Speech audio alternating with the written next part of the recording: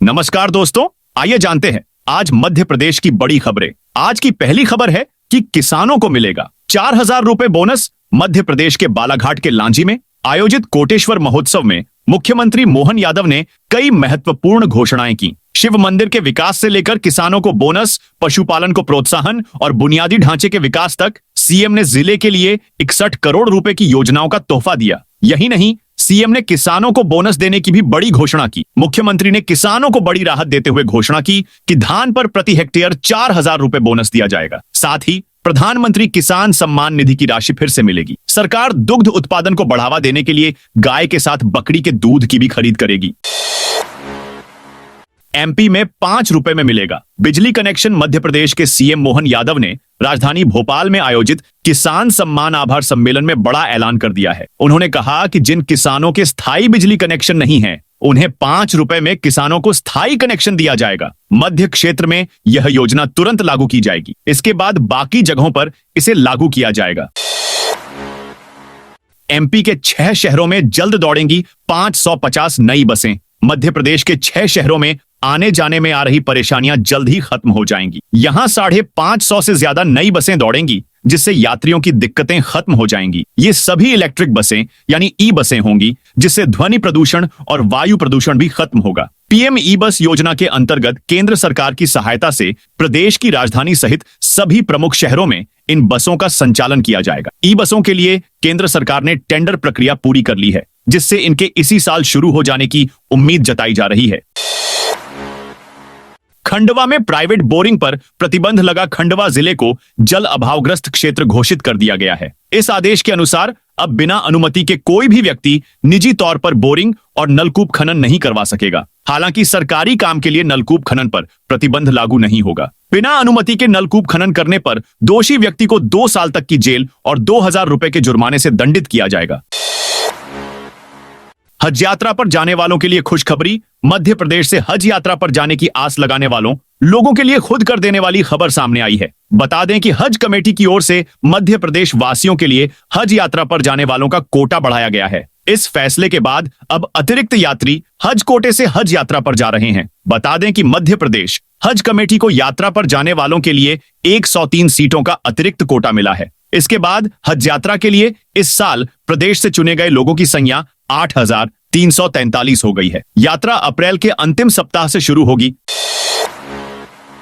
इंदौर में पब बंद कराने निकले हिंदू संगठन के कार्यकर्ता। इंदौर में हिंदू संगठन के कार्यकर्ता देर रात तक संचालित पब को बंद कराने निकले। वे विजयनगर चौराहे पर जमा हुए। यहां उन्होंने प्रदर्शन किया और सड़क पर हनुमान चालीसा का पाठ किया। इसके बाद उन्होंने थाने में झापन देते हुए चेतावनी दी कि रात में पबों को तय समय में बंद कराया जाए, नहीं तो फिर आंदोलन होगा। दरअसल महाशिवरात्रि पर विजयनगर स्थित काली मंदिर में भजन संध्या चल रही थी। इस बीच पुलिस प्रशासन ने निर्देश का हवाला देकर भजन संध्या को बंद करा दिया गया था। इस पर मंदिर के पुजारी समेत भक्त नाराज हो गए थे। इसे घटना के बाद उन्होंने शनिवार को प्रदर्शन की घोषणा की थी।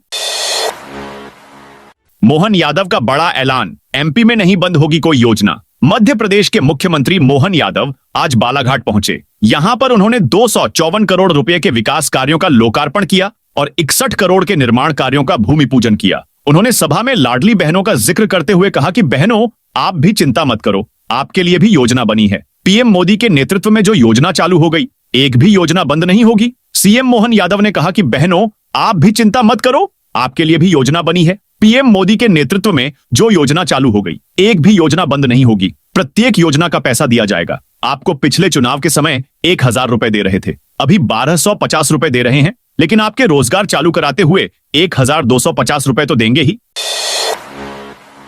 सोने चांदी की कीमतों में लगातार गिरावट। इंदौर में सोने चांदी की कीमतों में लगातार गिरावट जारी है। मंगलवार से शनिवार के बीच सोना 1,500 रुपए प्रति 10 ग्राम और चांदी 1,900 रुपए प्रति किलो सस्ती हो गई। बावजूद इसके बाजार में ग्राहकों की रुचि कम बनी हुई है। मंगलवार को इंदौर में सोना कैडबरी 88,600 रुपए प्रति 10 ग्राम था, जो शनिवार तक घटकर 87,100 रुपए पर आ गया। वहीं चांदी 97,100 रुपए प्रति किलो से गिरकर 95,200 रुपए प्रति किलो पर आ गई।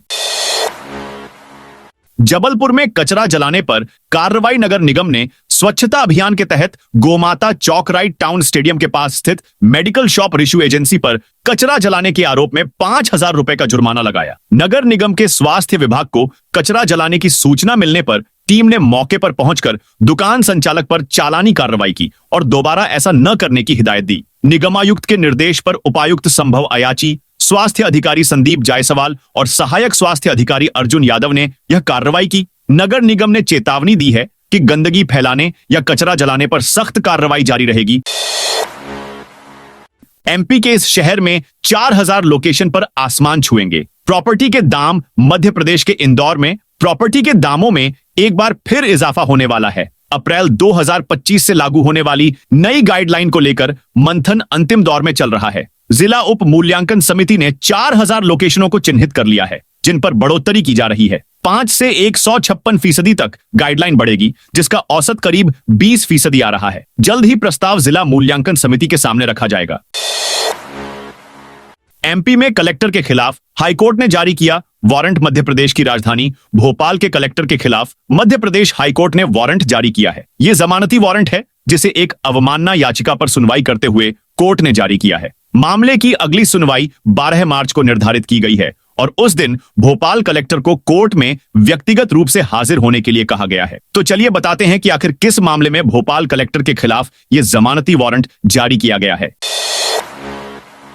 जबलपुर में बनेगी फिल्म सिटी। जबलपुर में भारतीय फिल्म इंडस्ट्री का नया शक्ति केंद्र स्थापित होने जा रहा है। ग्राम तिनसी के पास 500 एकड़ से अधिक भूमि पर फिल्म सिटी का निर्माण होगा। बाहुबली फिल्म के स्टार राणा दग्गुबाती ने वीडियो संदेश में इस परियोजना के लिए उत्साह जताया है। उन्होंने मुख्यमंत्री मोहन यादव को फिल्म नीति और राज्य के विकास के लिए धन्यवाद दिया। लोक निर्माण मंत्री राकेश सिंह को दक्षिण भारतीय फिल्म उद्योग को दिए गए सहयोग के लिए विशेष आभार व्यक्त किया। एमपी में नर्मदा किनारे नहीं होगा अतिक्रमण। नर्मदा नदी के किनारे 300 मीटर के दायरे में निर्माण कार्य नहीं किया जाएगा। सरकार मास्टर प्लान के प्रावधान सख्ती से लागू करे। जबलपुर हाईकोर्ट ने मध्य प्रदेश की जीवन रेखा यानी नर्मदा नदी को यह बड़ा फैसला सुनाया है। हाईकोर्ट के चीफ जस्टिस सुरेश कुमार किथ और जस्टिस विवेक जैन की डिवीजन बेंच ने यह निर्णय दिया है। बता दें कि हाईकोर्ट ने अपने पूर्व आदेश का पालन सख्ती से करने का फैसला दिया है, जिसके तहत नर्मदा तटों के 300 मीटर के दायरे से सभी अवैध निर्माण हटाए जाने हैं।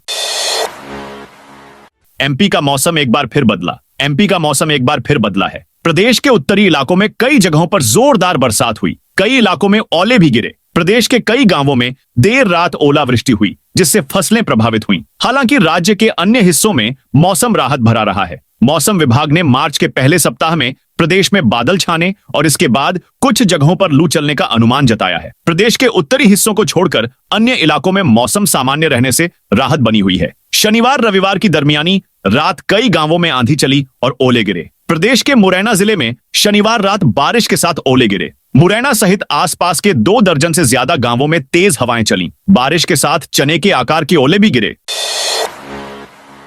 एमपी के बड़े मंत्री का विवादित बयान। मध्य प्रदेश की मोहन सरकार के पंचायत एवं ग्रामीण विकास मंत्री प्रहलाद पटेल के बयान से सियासी गालियरों में घमासान शुरू हो गया। वह शनिवार को राजगढ़ जिले में सुठालिया में वीरांगना रानी अवंतीबाई लोधी की प्रतिमा के अनावरण कार्यक्रम बतौर में मुख्य अतिथि पहुंचे थे, जहां उन्होंने कह दिया कि अब तो लोगों को सरकार से भीख मांगने की आदत पड़ गई है। उनके इस बयान के बाद कांग्रेस के पीसीसी चीफ जीतू पटवारी ने जमकर निशाना साधा है। कमिश्नरेट ने पहली बार दी ऐसी सजा। मध्य प्रदेश की राजधानी भोपाल में स्थित कमिश्नरेट में पहली पर किसी आला पुलिस अफसर के खिलाफ सख्त कार्रवाई की गई है। दरअसल महाशिवरात्रि के दिन एसीपी अनीता प्रभा शर्मा को शहर से गुजरने वाली शोभा यात्राओं के लिए तैनात किया गया था, लेकिन एसीपी ड्यूटी पर तैनात नहीं हुई, जिसके चलते उनके खिलाफ सख्त कार्रवाई की गई है। एसीपी के ड्यूटी से गैर हाजिर होने के चलते उनसे 2 थानों का प्रभार वापस ले लिया गया है। बता दें कि यह कार्रवाई डीसीपी जोन 3 रिजाई इकबाल द्वारा की गई है। एमपी में पेंशनर्स के खातों में आएगी एनपीएस की मिसिंग राशि। एमपी पेंशनर्स को बड़ी राहत मिलने वाली है। जानकारी के लिए बता दें कि उप मुख्यमंत्री जगदीश देवड़ा ने कहा है कि सरकार ने कर्मचारियों के हित में अहम निर्णय लिया है। अब अंशदायी पेंशन योजना एनपीएस में मिसिंग क्रेडिट राशि अभिदाता सब्सक्राइबर के खातों में जमा किए जाएंगे। इसके लिए 15 मार्च तक विशेष अभियान चलेगा। विभागीय स्तर पर निर्देश भी जारी कर दिए गए हैं। इतने लाभार्थियों ने नहीं कराया ई-केवाईसी। छतरपुर जिले में कुल 662 उचित मूल्य दुकानों से प्रतिमाह 14,70,250 लोग राशन ले रहे हैं, लेकिन 5,14,500 लाभार्थियों ने अभी तक अपनी ई-केवाईसी नहीं कराई है। खाद्य मंत्रालय ने स्पष्ट रूप से निर्देश दिए हैं कि यदि 3 मार्च तक ई-केवाईसी नहीं कराई जाती है तो ऐसे लाभार्थियों को आगामी मार्च से राशन उपलब्ध नहीं होगा। इस स्थिति के कारण अब राशन लेने वाले परिवारों को गंभीर समस्या का सामना करना पड़ सकता है। मार्च में आएंगे राज्य सेवा परीक्षा 2025 के परिणाम। मप्र लोक सेवा आयोग ने राज्य सेवा परीक्षा 2025 की फाइनल आंसर की जारी कर दी है। इसी आंसर की के आधार पर उम्मीदवारों की उत्तर पुस्तिका जांची जाएंगी। फाइनल आंसर की आने के बाद उम्मीद है कि मार्च के अंत तक आयोग परीक्षा के परिणाम जारी कर देगा।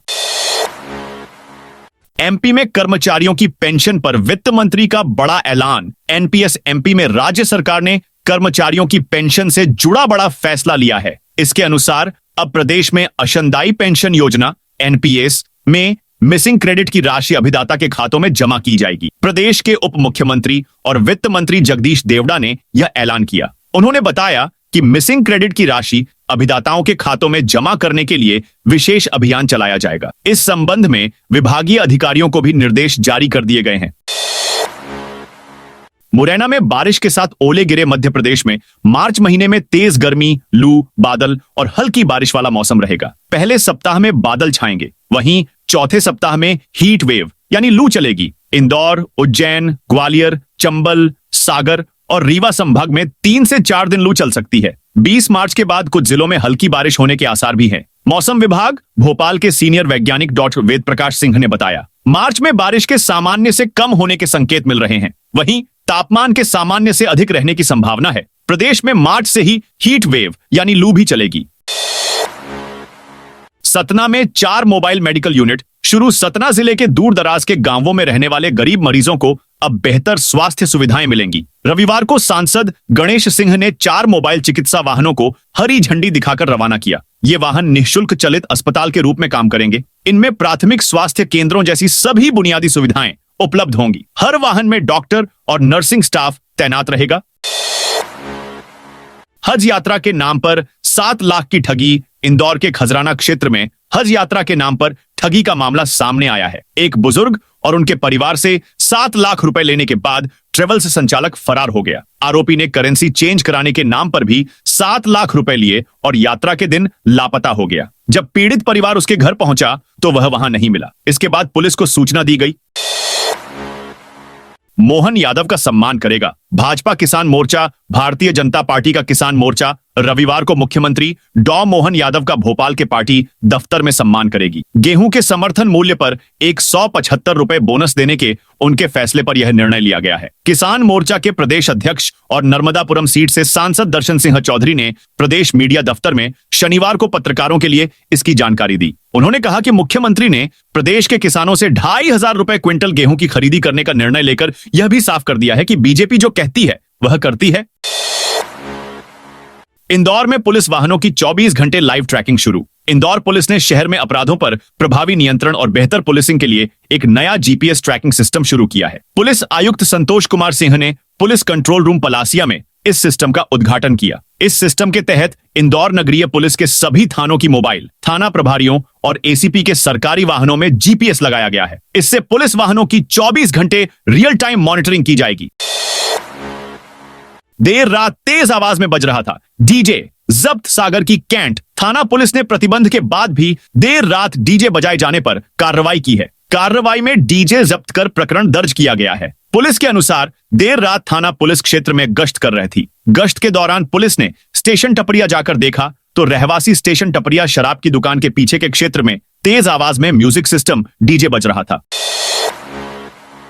एमपी के इस जिले में कर्मचारियों की छुट्टी कैंसिल। मध्य प्रदेश के बैतूल जिले में सरकारी कर्मचारियों की छुट्टी कैंसिल कर दी गई है। वित्तीय वर्ष खत्म होने में मात्र 1 महीने का समय बचा हुआ है। ऐसे में राजस्व वसूली के लिए नगर पालिका ने सभी प्रकार के अवकाश पर प्रतिबंध लगा दिया है। राजस्व शाखा को छुट्टी के दिनों भी खुले रखने के निर्देश दिए गए हैं। दरअसल 31 मार्च को वित्तीय वर्ष 2024-25 समाप्त हो रहा है। ऐसे में शासन के लक्ष्य के अनुरूप राजस्व वसूली को लेकर नगर पालिका ने राजस्व शाखा को अवकाश के दिनों में भी खोले रखने के आदेश जारी कर दिए हैं।